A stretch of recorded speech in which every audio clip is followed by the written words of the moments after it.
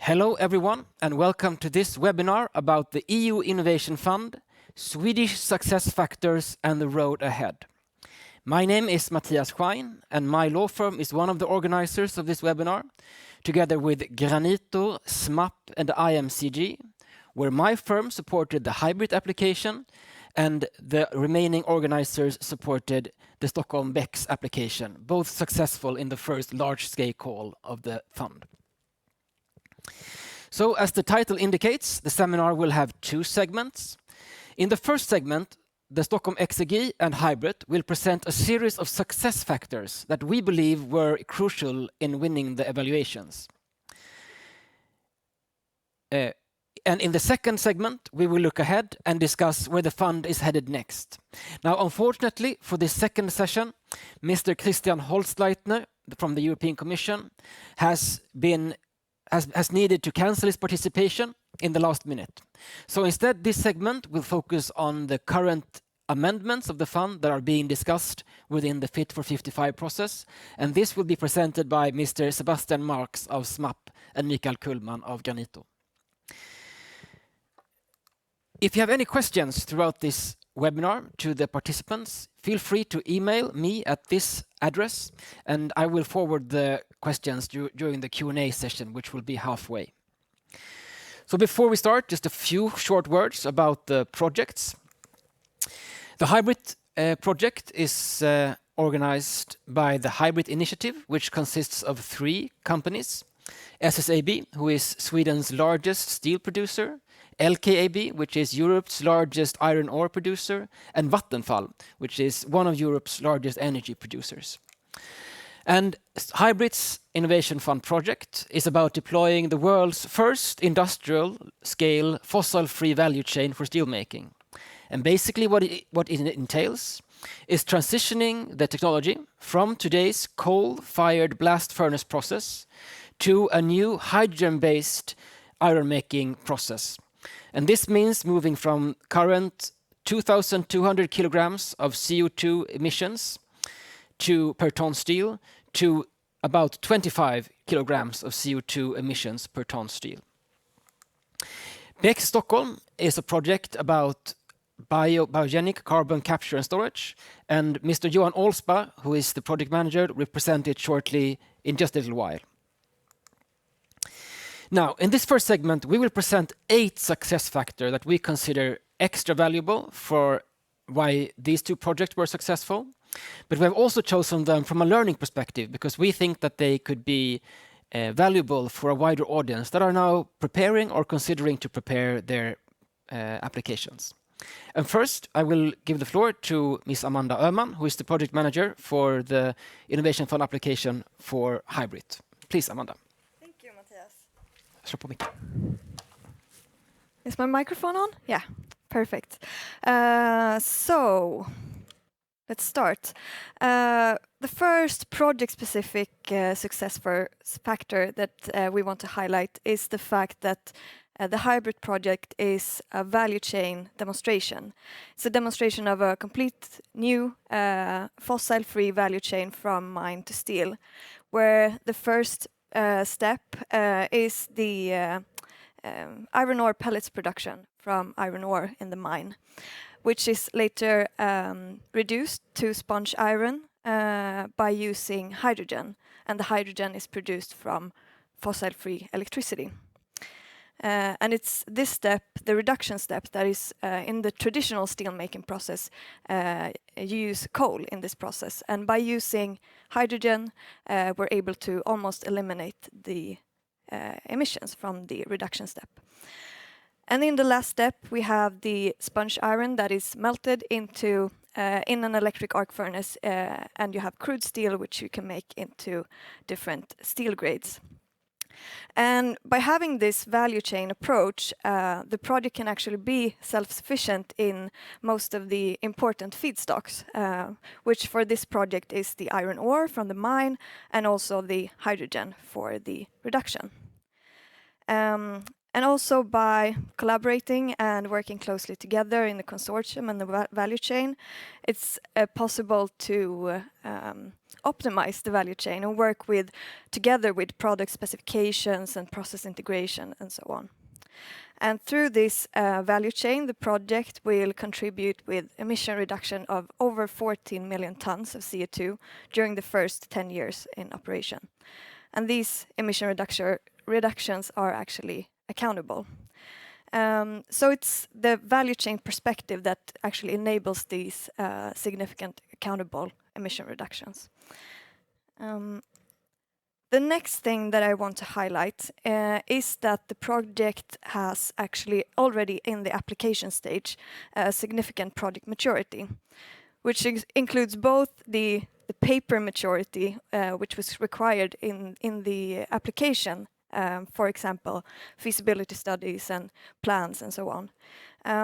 But also, beyond that, the HYBRIT initiative has carried out an extensive four-year research program that included lab testing and analysis and so on.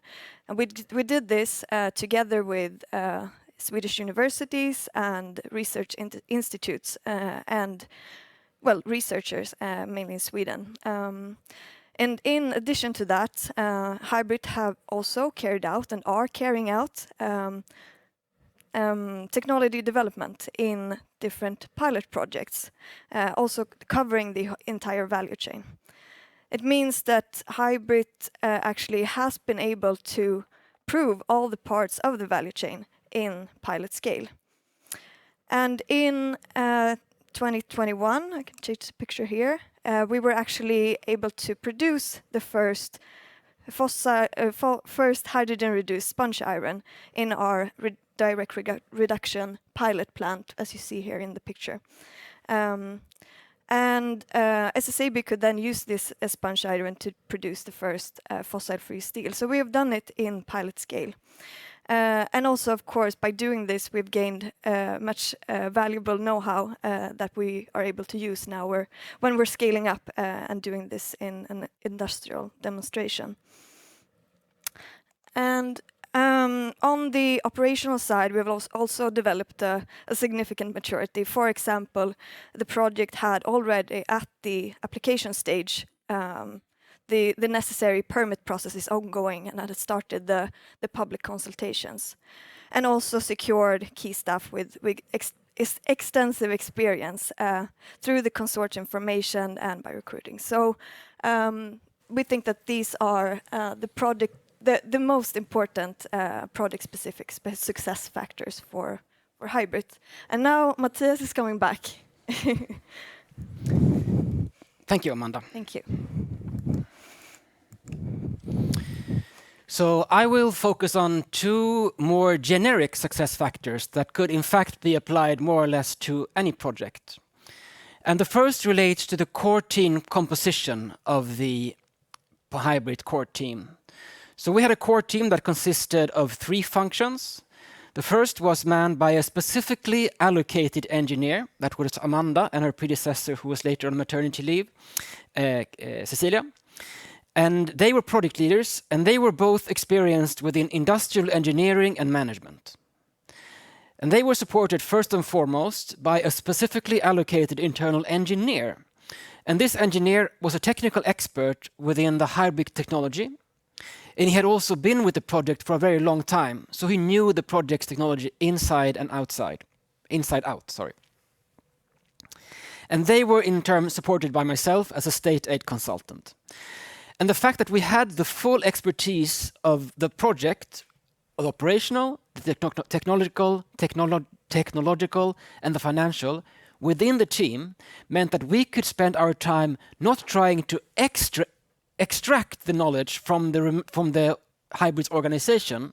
We didn't need to drag information from different project officers and engineers, but instead we could spend our time consolidating the information that was already in the team.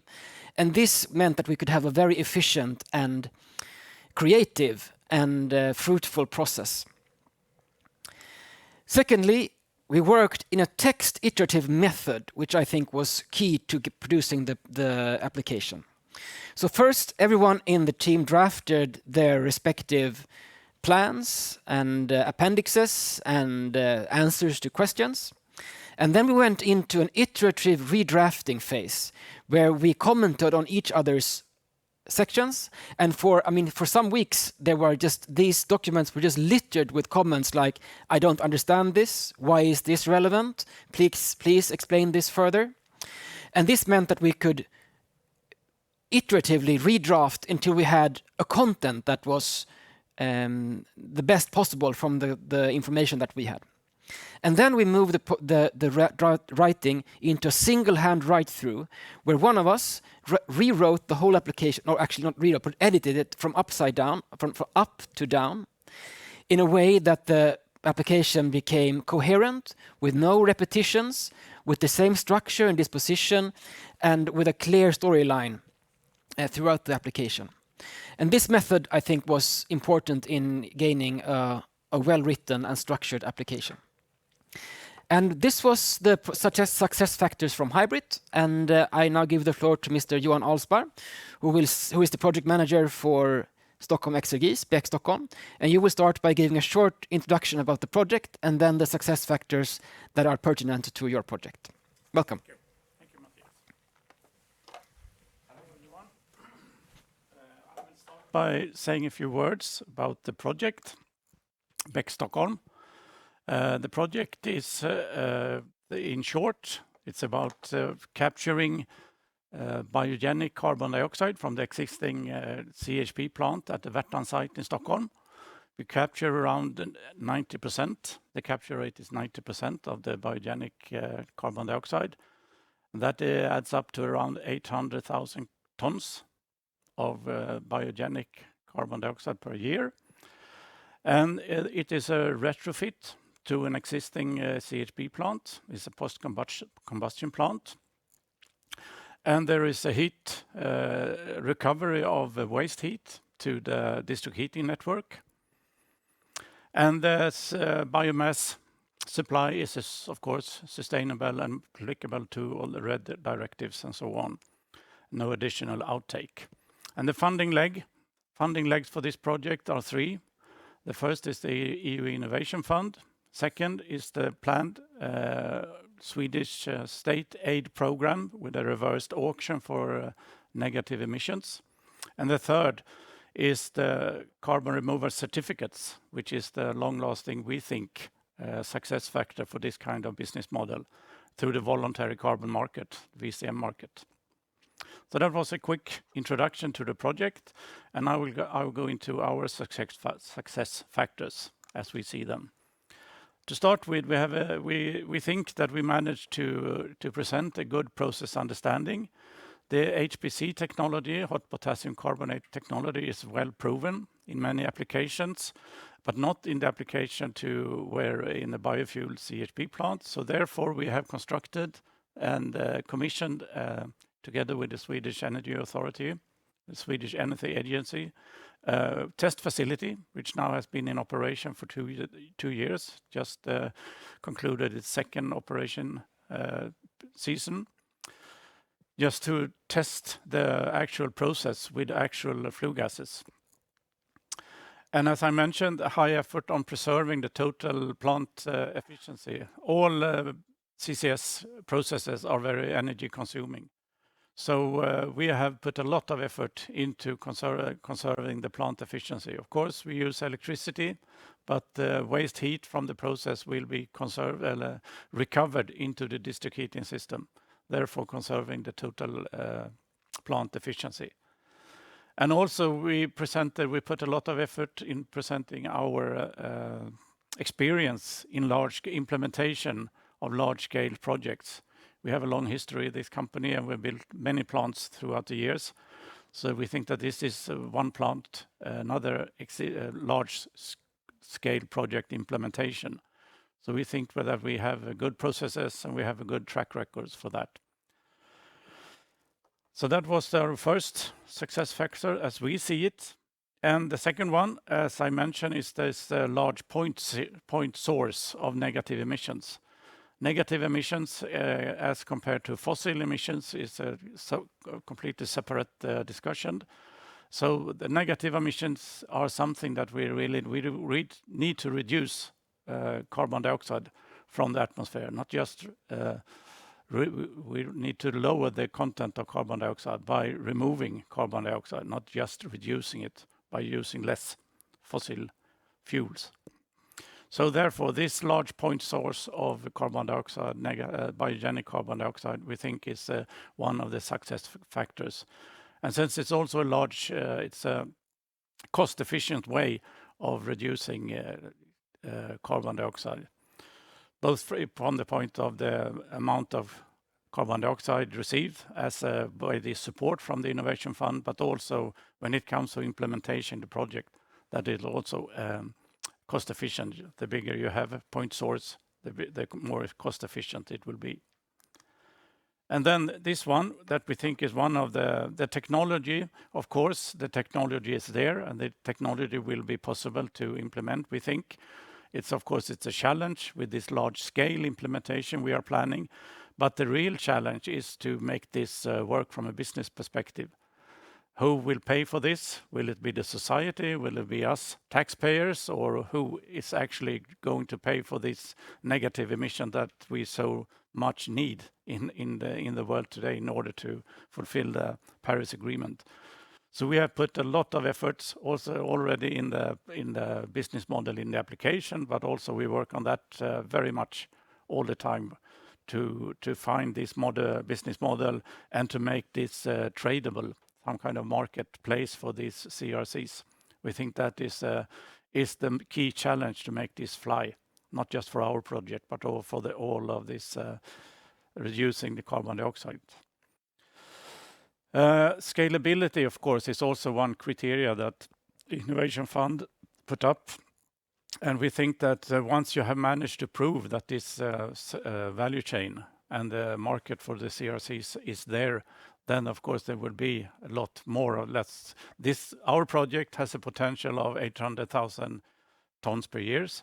And in Sweden, there has been calculations that there is a potential for 30 million tons of biogenic carbon dioxide in Sweden, if you include pulp and paper industry and other power plants like ours. So there is a large potential for creating negative emissions. But of course, you need to find this business model in order to make this scalability happen. And then finally, of course, there wouldn't be any application if we didn't have the people and the manning to do it. We have used own resources, and we have also used external experts. And we have also put a lot of effort in how to make this project acceptable from the public acceptance. That we think also is one of the key criteria in order to make this to get acceptance for this kind of project. Since this plant, the Värtan plant in Stockholm, is situated quite in an urban area, of course, all projects, developments going on there is of importance for the surroundings and also for the society. So public acceptance is one of the additional knowledge sharing areas besides the 12 already put up by the Innovation Fund. So that we think was a success factor. And also, of course, since this was the first call, there was this two-stage application process, and there was a lot of uncertainties. There were no benchmark which we could go back to and see how they did it before. So we used a lot the European Commission help desk. We think that was good way of getting feedback, putting questions and getting feedback, and also participation in the webinars, open webinars, and looking into putting questions into the questions and answers, and also looking what others has asked. So that was also a very good way of working with the application. So this is what we think from our point of view were some of the success factors and what's good for our project. So by that, I would like to hand over to Magnus from IMCG to put some more. Thank you. All right. Yes, my name is Magnus Andersson. I'm from IMCG, and I was one of the external resources. There you go, Johan. All right. So I have the opportunity to present some additional thoughts behind, I'll give some other suggestions behind the success factors in the project from an external perspective. And this is our thoughts. Stockholm Becks project is a great project, but we needed to spend time also to align it with the innovation funds ambitions and objectives. So we paid a lot of attention to get the replication and scaling there. Johan presented earlier how important the business model is for replication and scaling. So we paid quite a lot of attention to those chapters in the project and work with that.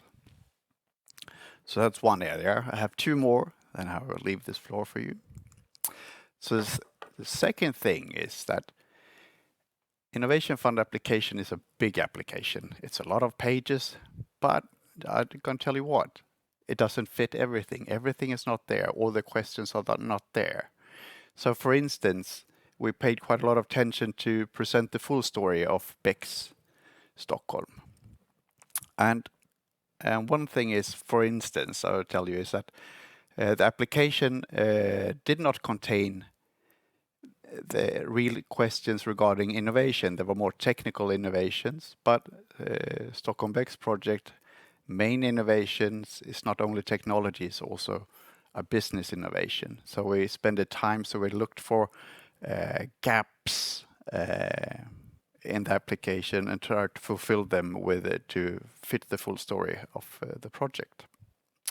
So pay attention to that. If you don't fit the full story, make sure that you pay some additional time in your application, because we think that's a success factor.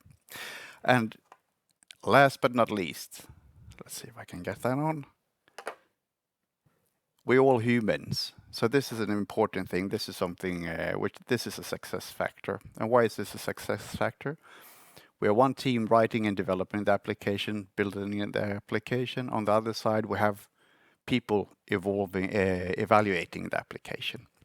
And this is important. So when you develop, and when we developed the application for Stockholm Becks, we made sure it was very easy to read, that was clear, that was specific and to the point, as Mattias and Amanda said before. We also made it easy because there are hundreds of pages to be read, and the evaluators don't read them page by page. They read it in different orders. So we made sure there was a journalistic approach, so it was very easy for the evaluators to understand the full proposal very quickly.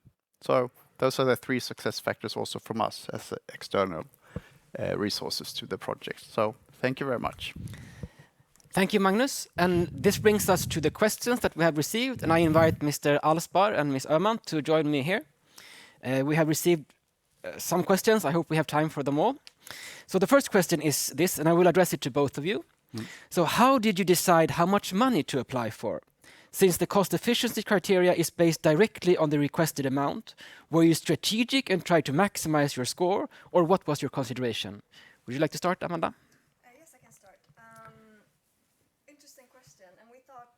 Quite a lot about this, and the cost efficiency criteria was made up. It was really a formula where if you know your GHG emission avoidance, you could actually make sure that your cost efficiency score was maximized, and we did that.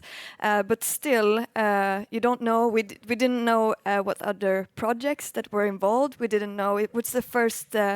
It was the first call, so we had nothing to benchmark against. So we discussed this a bit, quite a lot. But of course, we made sure to maximize the score. That was what we had control over. So yeah. And Johan? Yeah, it's a similar answer, of course. This was not no benchmark. There were, we know that the application said that you could apply for 60% of the relevant costs. The calculation, that was also a model for that. And of course, with 60%, the cost, we did not apply for the full 60%, you can say. So there was, of course, a balance there, how much, so there was some kind of strategic take on how much money we think we need, and also how much money we think we could receive.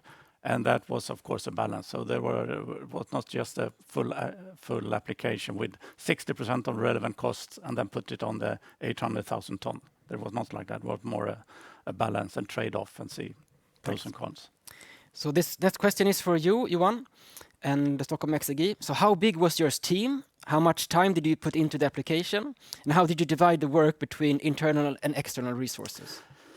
Yeah, we had the team, the core team divided in that we had, of course, the knowledge sharing plan. We had the feasibility study. We had the business plan and the project implementation plan. There were four teams in the team, so to say.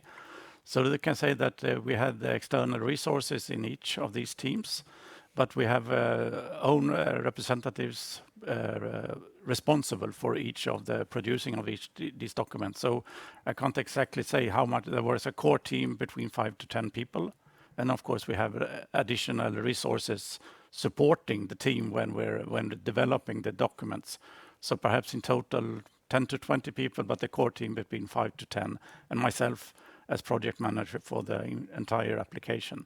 So and the external resources, we had those in all of these teams also, to a larger or less extent, or perhaps 1 or 2 persons. But just for clarity, these 10 to 20 people, did they work full time with? No. There were no one working full time with the application. Everyone, all of us, including myself, had other works also. So this was no one working on this on full time. So Amanda, how flexible do you experience that the Commission is in relation to the fact that plans and circumstances can change?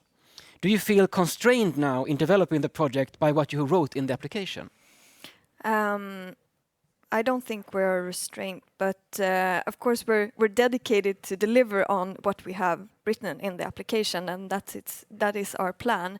But my understanding and my experience from the discussions and dialogues that we have had with SINEA, especially now with the grant agreement preparation, is that there are a big understanding that things can happen in the project, and I mean it's a long project. We have a 10-year monitoring and reporting period after the entry into operation. So it's a long commitment, and of course things can happen. And we see that we will probably have amendments to the grant agreement. So I think we have a pretty SINEA. I feel that they have pretty pragmatic approach to that. But of course we're dedicated to deliver on what we have promised. Yeah. Okay. And so we have one more question, and that is, I will direct that to you, Johan. So did you trust the confidentiality of the fund completely and disclose everything in your application, or did you leave some business secrets out? We did not leave anything out that they thought were needed for presenting our case. So it was mainly in the business plan. Of course, there were some assumptions, very project-specific assumption, but there were no really business secrets for the company secrets, but there were assumptions that we think were very important to be kept within the project, because we see in front of us, we also have this reverse auction in Sweden planning for, so if everyone can see how much we can be our CRCs or our, so that could be, of course, a challenge if that comes out to the public, but we trusted the confidentiality of the documents from the SINEA. So. Thank you. So thank you, Amanda, and thank you, Johan, very much. And with this, we will now move this webinar to its second segment, which is about the road ahead. And here I invite Mr. Mikael Kullman of Granitor and Mr. Sebastian Marx of SMAPP to facilitate and discuss this segment. Thank you very much, Mattias. And as you say, we are now have been discussing perhaps a bit backwards, but now we're very much focusing on the road ahead and what's happening with the Innovation Fund in the future. First of all, I would like to introduce myself. As Mattias said, my name is Mikael Kullman. I represent Enigma Granitor, where I'm the unit manager, and we were also involved in the application for the Stockholm Becks application earlier. And with me, I also have Sebastian Marx, who is the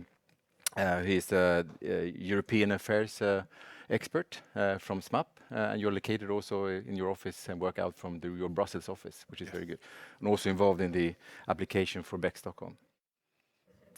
And as we have heard from the two first EIF calls, is that for the large-scale project, is that the instrument is under continuous development. Mr. Alsparr mentioned that the first one was 2 steps, for example, and the second call were different from that. But there were some details and conditions that were changing. But we also see for the future, it's important also to understand that the Innovation Fund is not an isolated funding instrument. It is so closely linked also to EU policy instruments. It was also introduced before that this is a very important aspect in terms of the application and the success factors. So this is why it's important that the project really demonstrates how it meets the EU policy directives and the sort of the reason behind the fund and what the EU wants to support. But the policies, they are not static and are adapting to new knowledge and external factors. And Sebastian, if we have this in mind, which are the main EU policies that we see in front of us in terms of EIF funding, EIF fund, and what do they focus on? Well, of course, there are many policies influencing also the Innovation Fund. The core basis for everything is the European Green Deal, which is the ambitious program of making the European continent fossil-free by 2050. So that's the overarching documentation and overarching initiative that also rules the Innovation Fund.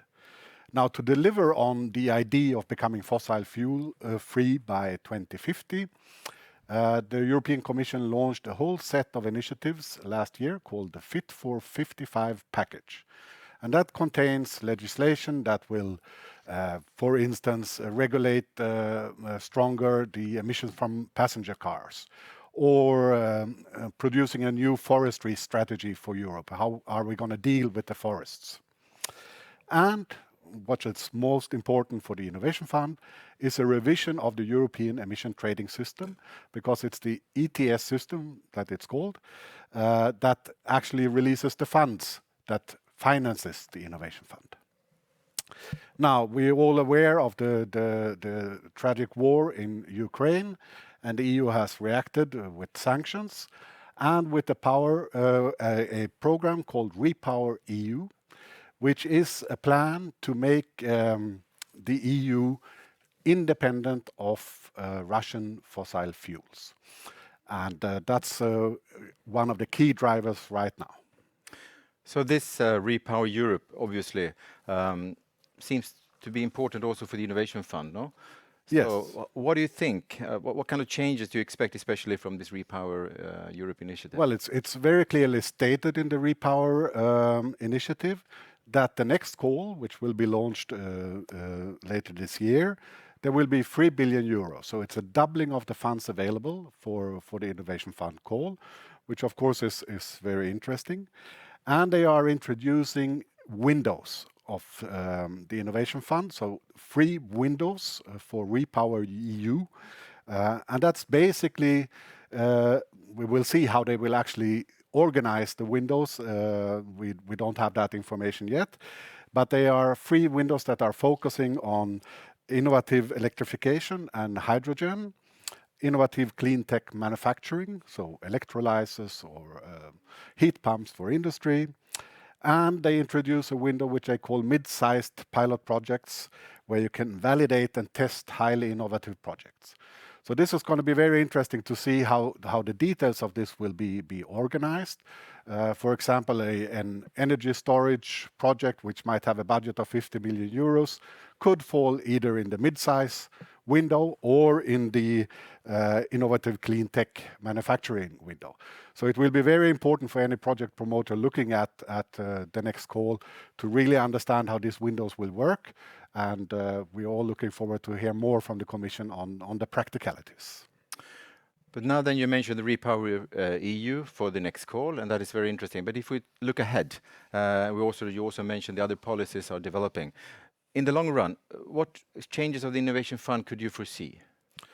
Well, I don't know if I can foresee anything, but there are things, of course, happening in the institutions who are discussing now the Fit for 55 package. So the European Parliament is about to take their position on several legislations which are related to the Fit for 55 package, and among them is the new European emission trading system. Now, the European Parliament's Environmental Committee a few weeks ago took a position which is quite radical for the Innovation Fund, because there are two factors which are important here. The one is that the emission trading system will be enlarged, so it will cover the maritime sectors, it will cover commercial road transport and buildings. That also means that these sectors in the future would have to be eligible to receive Innovation Fund for projects in their sectors. Now, the Parliament's Environmental Committee has gone much further, and actually they will stop the Innovation Fund. They will rebrand it as a Climate Investment Fund. And what the details of this would be remains to be seen. But the idea is that we would have not only the first of a kind innovation projects, but also projects that are actually replication projects. So it might be a way of financing replication, and we heard from Johan Alsparr before that this is very key, the scalability and replication. So maybe this new fund will be able to serve that. Now, we also understand that the amounts dedicated to this climate investment fund would be much higher. Now, this is not decided yet, so the European Parliament will take a decision on this position in next week in the plenary session, and then negotiations will start with the European member states. So it's very, very important to understand and follow these processes, especially if you are a project which might not be mature today to go into the Innovation Fund, but would be mature maybe in 2024. So the rules will most likely change. Thank you, Sebastian. But as we have heard before during the session here, is that we heard about the success criteria from the two successful projects. But given these potentially fairly dramatic changes, do you foresee that these success criteria are still valid? Could they still be used? Yes, I do think that most of these success criteria that were presented today will remain valid. They are valid not only for the Innovation Fund, they are also valid for many other European funding instruments. But of course, it will be down to look at the nitty-gritty of the regulation, and maybe there will be some changes in eligibility criteria. There will be maybe some new prioritizations. So any project promoter who wants to be successful should take into account the success factors presented today, but also follow closely the development of the Innovation Fund for the future. Okay, then we take a step back again and look for the very near future and see for the fund and the call this year. Do we know anything about the timing, and will there be any changes now, as you mentioned before, or do you have any more details about that?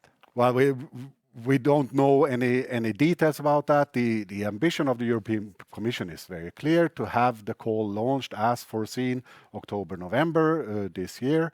Now, the big change is that indeed it will be a much, much larger call. So it will be 3 billion euros, and I will have to organize these 3 windows that I described before. So we will have to see if there might be a slight delay on that, but I would not foresee a delay in the end, because it is seen as a high priority initiative, and the Commission is very eager to get these projects out. And if we think about the urgency that Repower EU is putting on the table to become fossil fuel independent from Russia, we need these kind of projects to really kick off, and therefore there is time pressure also on the Innovation Fund. Thank you, Sebastian. Thereby, I think that we can conclude from the discussion here that the Innovation Fund remains an exciting opportunity for projects active in the sectors like renewable energy, storage, CCS, etc., and continues to do that, because the potential changes may only reinforce the importance of the funding instrument, as I see it.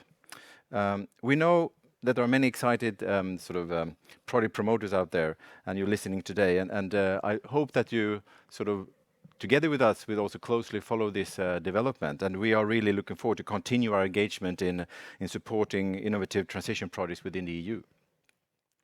So, but if you are interested to know more about this, for example, how the development of the fund, considering EU policy development, etc., how to prepare a competitive bid to the fund, or understand more about the 2 success project stories, and also, of course, follow the project's implementation and how they work together with SINEA and the Commission, etc. You are so very much welcome to contact any of us that has been on the stage here today, and you see here also the information in the PowerPoint right now. Now you don't have to write it down because we will also send out the whole recording to anyone who has been registered to this event, and we will also respond to the questions that has been sent out because we haven't sort of responded to everyone. So we will also respond to them after this webinar. So, but with these words, we conclude the webinar. But before we do that, I would really say thank you to everyone who has been involved in the preparation, not only people and partners standing on the stage here, but also people behind the stage. Thank you so very much. So again, with these words, I hereby conclude the webinar. And thank you everyone who has been listening, and we look forward to further contacts and prosperous future. Thank you very much. Thank you for your attention.